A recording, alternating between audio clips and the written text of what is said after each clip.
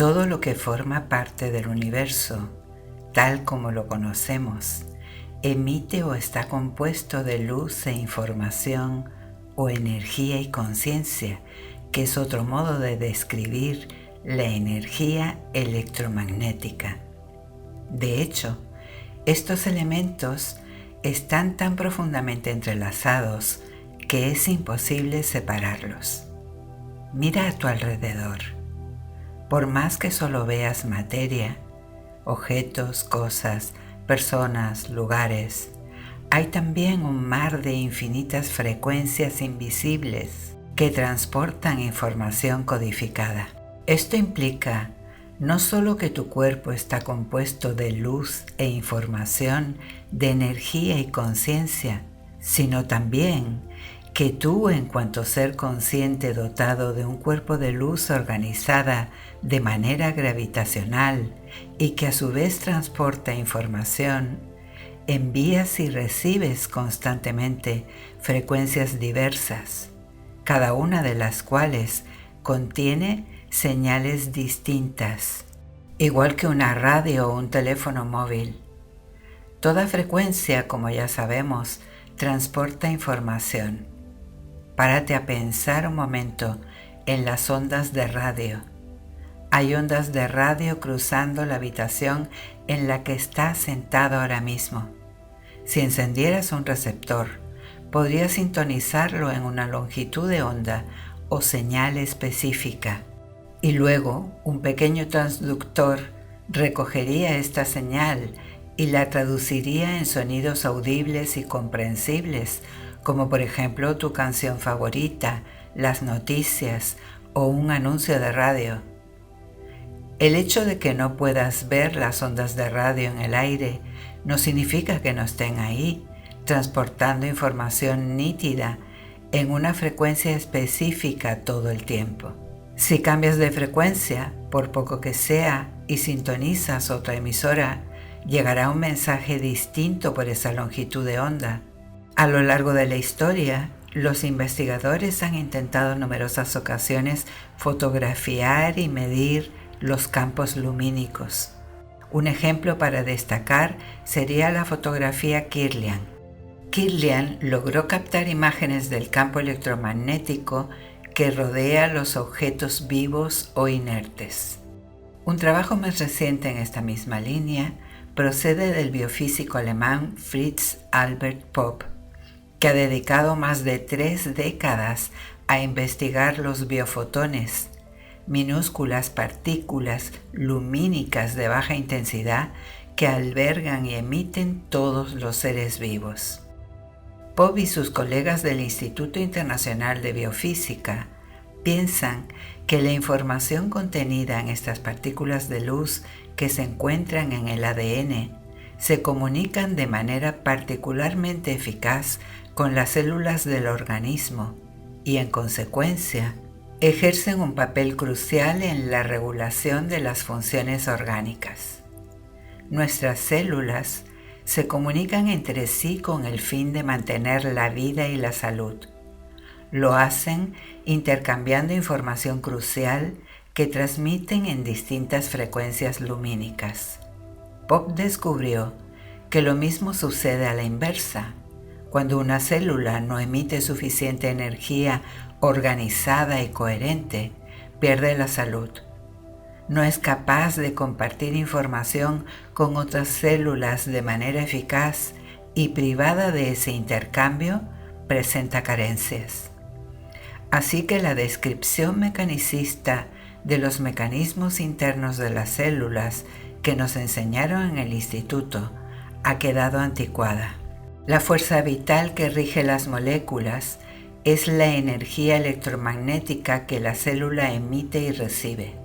Así pues, todo esto viene a significar que literalmente somos seres de luz, cada uno de los cuales irradia fuerza vital y emite un campo de luz a su alrededor, y cada célula a su vez emite y contribuye a crear un campo de luz vital que transporta un mensaje. No es arriesgado decir, pues, que cuanto más definamos la realidad a partir de los sentidos, Cuanto más vivamos a partir de los principios materialistas centrados en el aspecto físico y en consecuencia más activemos las respuestas del estrés, más podríamos estar obviando una valiosa información. En el momento en que acallas la mente pensante y analítica para sintonizar con la información más ordenada y coherente, tu cuerpo, de manera automática, reacciona procesando un nuevo flujo de conciencia y energía, deviniendo así más eficiente, coherente y sano. Cuando practicas el ejercicio de prestar atención a las distintas partes de tu cuerpo, así como al espacio que rodea cada una de esas partes, mejoras la capacidad de tu cerebro para centrar la atención de dos maneras distintas, mediante el foco convergente y el divergente. El foco convergente es aquel que empleamos cuando centramos la atención en un punto concreto, en la materia. Por ejemplo, cuando coges un vaso, llamas a alguien o le envías un mensaje de texto o te atas el zapato, estás empleando el foco convergente. Operar con este tipo de atención implica enfocar la mente en objetos y cosas, materia, y en personas y lugares del mundo exterior, principalmente tridimensionales. Cuando nos encontramos en modo de supervivencia, el foco de atención se estrecha aún más, porque en situaciones de peligro, poner los 5 sentidos en el mundo físico y externo es crucial para la supervivencia. De hecho, nos volvemos materialistas en cuanto que definimos la realidad a través de los sentidos. Las distintas secciones del cerebro que normalmente cooperan entre sí empiezan a subdividirse y ya no se comunican de manera eficaz. Dejan de funcionar como una unidad coherente de manera metódica y entran en un estado de incoherencia. Envían mensajes incoherentes por la médula espinal a las diversas partes del cuerpo. Cuando el cerebro entra en un estado incoherente, tú te sumes en la incoherencia. Si tu cerebro no funciona bien, tú no funcionas bien. Es como si en lugar de interpretar una bella sinfonía, tu cerebro y tu cuerpo creasen una cacofonía. Y a causa de este estado desequilibrado e incoherente, intentas una y otra vez controlar los acontecimientos de tu vida o provocarlos. Tratas de predecir un futuro basado en el pasado y lo haces en parte prestando más atención a los objetos del mundo exterior que a los pensamientos y los sentimientos del mundo interior. Así actúa el estrés. Te induce a obsesionarte con los problemas con el fin de prepararte para el peor de los escenarios posibles a partir de recuerdos del pasado. Prepararse para lo peor aumenta las posibilidades de supervivencia en un mundo poblado de peligros, porque pase lo que pase, uno ya los ha previsto. Sin embargo, cuando abandonas este foco de atención limitado para adoptar otro más amplio y abarcador, adquieres conciencia del espacio, de la luz y de la energía que rodea a tu cuerpo. Este tipo de atención se denomina foco divergente. Pasas de concentrarte en algo a concentrarte en nada. Centras la atención en la onda, energía, en lugar de hacerlo en la partícula, materia. La realidad es onda y partícula, es energía y materia al mismo tiempo. Así pues, cuando practicas la atención convergente para poner el foco en distintas partes del cuerpo, reconociendo así la partícula, y luego abres el foco para percibir el espacio que rodea esas partes de tu cuerpo, reconociendo así la onda, tu cerebro entra en un estado más coherente y equilibrado. En la década de 1970, el Dr. Les Fehmi, director del Centro de Biofeedback de Princeton, Nueva Jersey, descubrió cómo cambian las ondas cerebrales cuando el foco de atención muda de convergente a divergente. La manera más eficaz de lograrlo, según descubrió, era ayudar a los sujetos a ser conscientes del espacio o la nada. Para ello, debían adoptar lo que él llamó un foco de atención abierto. Cuando abres el foco de atención y percibes información en lugar de materia, las ondas cerebrales pasan de beta a alfa. Es lógico que sea así, por cuanto si estás centrado en sentir y percibir, dejas de pensar. Según el cerebro pensante, la neocorteza se retira, eres más capaz de cruzar la barrera de la mente analítica, también llamada la mente crítica, que separa la mente consciente de la subconsciente. Cuando eso sucede, puedes acceder al sistema operativo del organismo, al mismo tiempo que tu cerebro trabaja de manera más holística. Cuando pongas en práctica la meditación denominada bendición de los centros de energía que encontrarás en este canal, te concentrarás en cada uno de tus centros de energía y luego abrirás el foco de atención. Y como la energía acude allí donde enfocas la atención, según desplaces la atención a cada centro y con esta la energía, cada uno de los centros se irá activando. A nadie se le escapa que las fantasías sexuales, por ejemplo, estimulan una zona muy concreta del cuerpo, conforme la energía se desplaza hacia ese centro. En el proceso, los órganos, los tejidos, los compuestos químicos, las hormonas y las terminaciones nerviosas reaccionan. Si tienes hambre y piensas en comida, no es casual que tus jugos digestivos se pongan en funcionamiento, salives y tu cuerpo se prepare para la experiencia que le espera, porque la energía ha estimulado esa zona. Y si piensas que vas a discutir con tu jefe o a regañar a tu hija, segregas adrenalina antes de que se produzca la confrontación real. En cada uno de estos casos, eso que estás pensando se transforma en experiencia. Cada centro de energía genera su propia expresión hormonal, que a su vez activa los órganos, los tejidos y las células de la zona.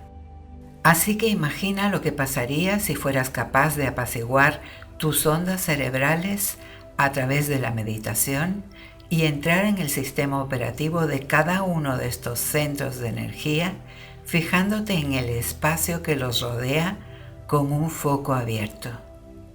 Cada uno de esos centros se tornaría más ordenado y coherente.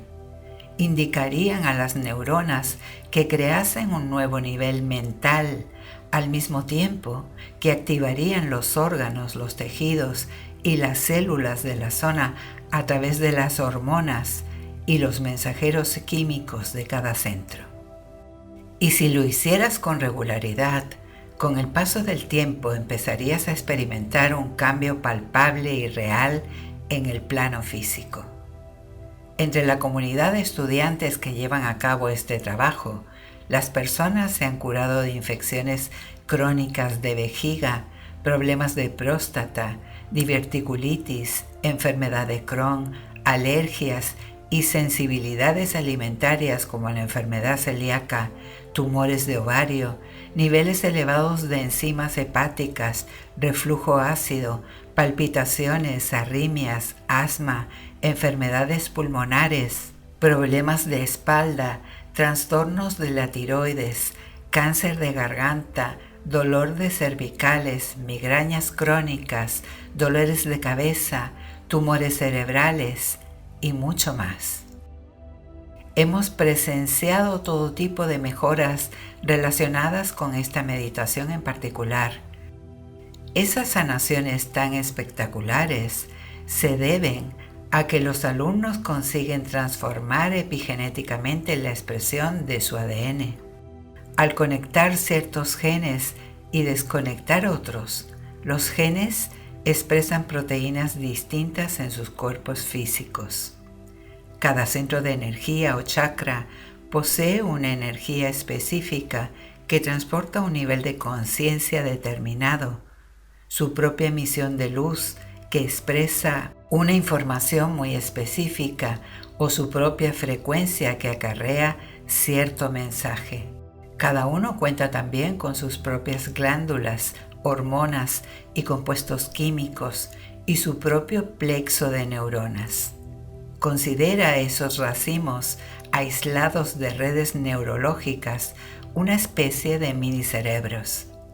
Y si cada centro posee su propio cerebro, en este caso tiene también una mente individual. Cuando la conciencia activa el tejido neurológico, crea mente. La mente es el cerebro en acción. De manera que si cada uno de los centros de energía cuenta con un plexo de neuronas, en este caso, todos tienen una mente individual, o más exactamente, cada centro posee una mente propia. La mente se activa a través de la energía dotada de dirección e intención mediante un propósito consciente. Cada uno de esos centros entra en funcionamiento, moviliza a su vez las hormonas, los tejidos, los compuestos químicos y las funciones celulares, y también emite energía. Por ejemplo, cuando la energía activa tu primer centro, sede de las glándulas reproductoras, su mente funciona en una dirección y con una intención muy determinada. Y cuando tú, como ser consciente, albergas un pensamiento o una fantasía, que por cierto es consecuencia aplicada al tejido neurológico, antes de que te hayas dado cuenta, tu cuerpo está cambiando en el plano fisiológico, lo que transforma también tu energía. Tu cuerpo segrega compuestos químicos y hormonas de las correspondientes glándulas con el fin de prepararte para el coito. La energía se concentra en este centro que libera su propia frecuencia específica con un mensaje intencional. Esa energía cargada con intención consciente estimula el centro reproductor y la mente del cerebro influye en la del cuerpo a través del plexo nervioso individual. La mente del cuerpo, desplazada a esta zona específica por mediación del minicerebro correspondiente, opera a nivel subconsciente a través del sistema nervioso autónomo. No la puedes controlar conscientemente. Podríamos decir que obedece al minicerebro, que en ese centro de energía estimula las glándulas oportunas, las cuales a su vez estimulan las hormonas que suscitarán las reacciones químicas necesarias para cambiar el estado emocional y fisiológico del cuerpo.